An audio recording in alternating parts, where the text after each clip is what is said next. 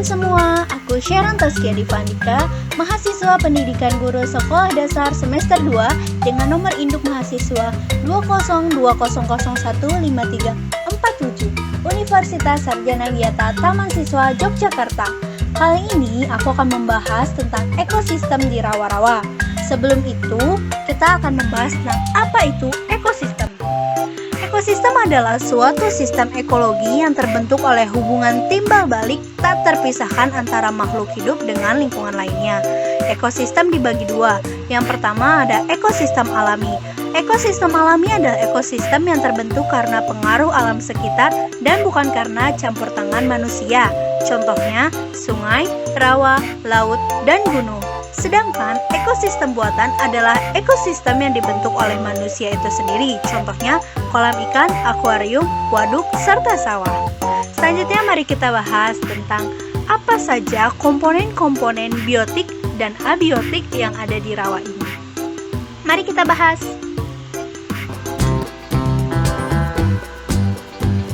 Komponen biotik yang pertama ada eceng gondok.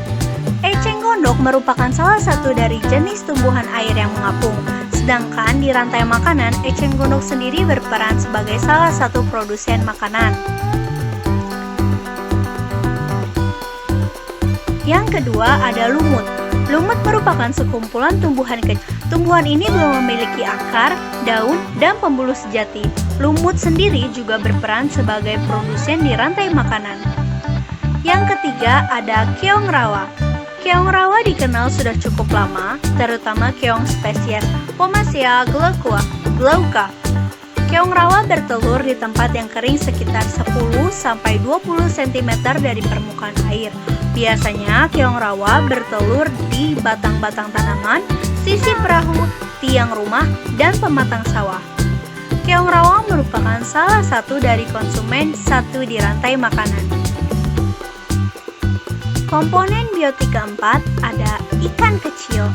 Ikan kecil berperan sebagai konsumen pertama pada rantai makanan. Kenapa? Karena ikan kecil tidak dapat menghasilkan makanan untuk dirinya sendiri.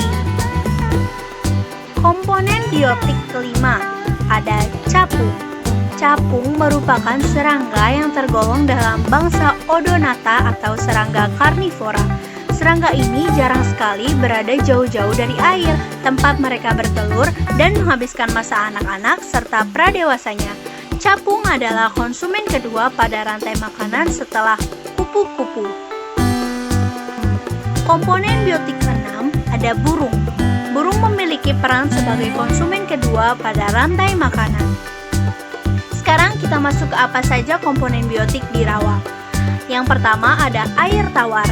Air tawar ini memiliki salah satu fungsi sebagai tempat tinggal bagi hewan air dan tanaman air. Yang kedua ada tanah. Tanah berfungsi sebagai tempat tumbuhnya tanaman dan juga sebagai pijakan.